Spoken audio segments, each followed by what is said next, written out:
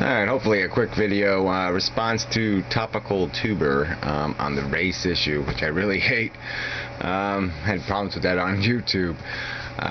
So I'll throw in my 2 cents on the subject. I don't know anything about the context. I didn't watch any of the other videos. I mean, all the videos titles have seemed really... I haven't watched too many videos, not too many good titles, so no clicking for me. But anyway, I watched your video, and there's just a couple of things that bother me a little bit. First, I mean, the idea of I don't have a racist bone in my body kind of thing does sound a little bit impractical. We all have preferences and prejudices. We all have, I mean, there's got to be some level of discomfort whenever there's somebody who's different than you are, okay? Because it's an obstacle to get over. It's an impediment. It creates some sort of noise between you and another person. I mean, even just being of different sexes, I mean, it just doesn't matter. Anything that creates a difference just creates some noise in the transmission and the communication between people. Alright, and so, but that's very different than racism. I mean, racism for me, people who are racist are people who think black people are intrinsically inferior, are intrinsically lovers of slums, or intrinsically sloppy, or intrinsically, somehow lesser human beings, okay? Get my point?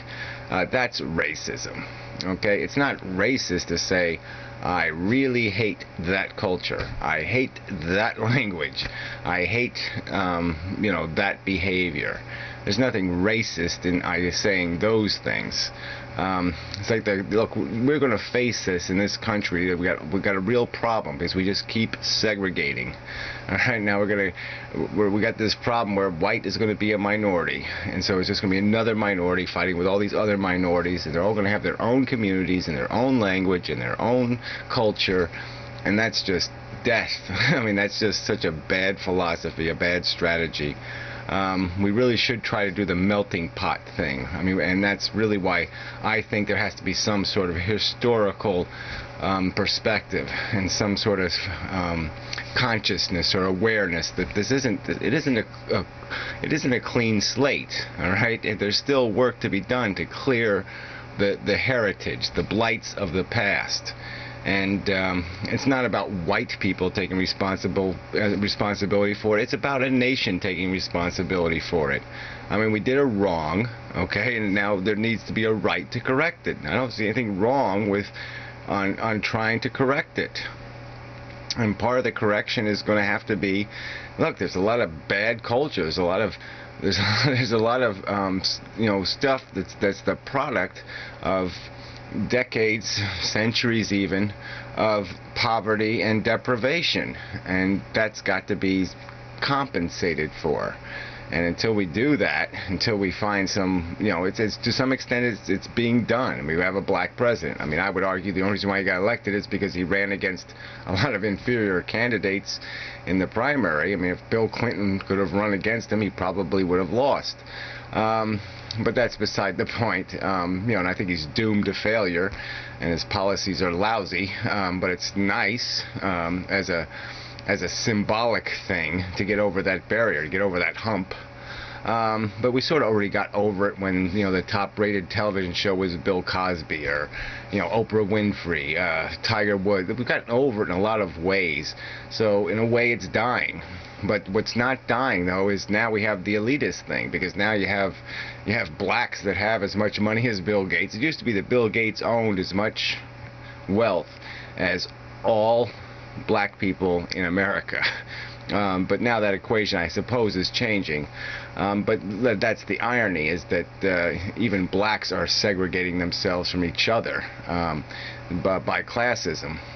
But it's this cultural thing, I mean, there's no, if there's somebody who's barely speaking a recognizable English language, it's pretty unrealistic for them to expect to walk into a job interview, with a crooked hat and untied shoes, speaking gibberish, and expect to get hired. I mean, it is pretty unrealistic. And those kind of things have to change. We have to become a culture that can communicate with each other, because guess what? That really isn't going to work. I mean, there has to be some point where we meet in the middle, where we give each other, okay, maybe you can have a dot on your head, but you're not working here in full burqa, kind of thing. And yeah, you can be hip and cool and all that stuff, but you can't be gutter and, incomprehensible. So whatever. But that's really what it's about. It's about cultural conflict now.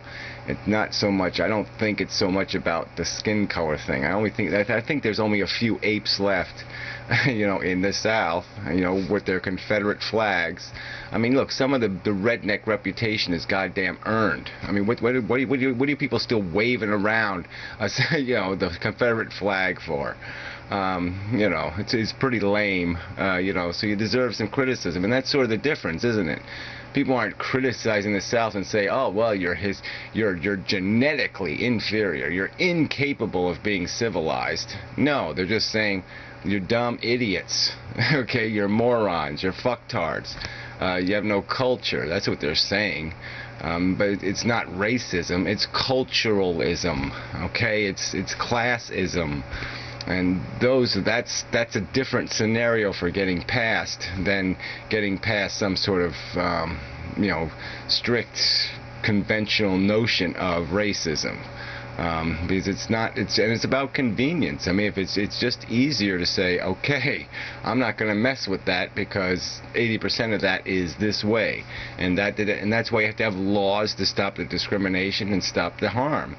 And even us discussing this issue sucks, because look, I can't really imagine. I mean, I can think about it, I can play with it in my brain, but I really can't imagine growing up in a society where I am a 10% minority, where 9 out of 10 people don't look like me.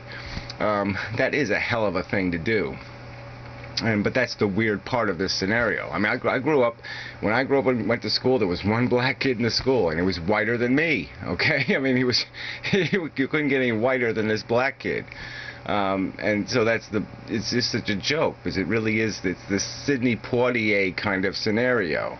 It's not about being black, it's about being cultured, it's about being sophisticated, it's about meeting a certain standard of what a human being is supposed to be, or how they're supposed to behave, or how they're supposed to communicate and interact, and all that kind of crap. And that's what the real core of the conflict is, I think. I think the rest of it is just an excuse to hate the culture. So they just go a step further because they're not smart enough to figure out that it's about the culture, it's not about the people. So anyway, that's my take on it. It's a shitty subject, but I don't think there's any point in trying to make excuses for like we don't have to worry about this problem. It's a big friggin' problem. This cultural diversity and conflict thing is a big damn problem. We're fighting wars all over the goddamn world over this kind of bullshit. And human beings really have to start letting that crap go. They have to start letting their fucking heritage go, okay, and just be human beings. Don't be a tradition, don't be hundreds or thousands of years of something. Just be a goddamn human being, alright, and learn how to interact with other human beings, and learn what you really have to do to meet the other human beings halfway. So anyway, I think it's more about that, but anyway, that's all. That's my 2 cents on a subject you can't win on. So, the end. Thank you very much.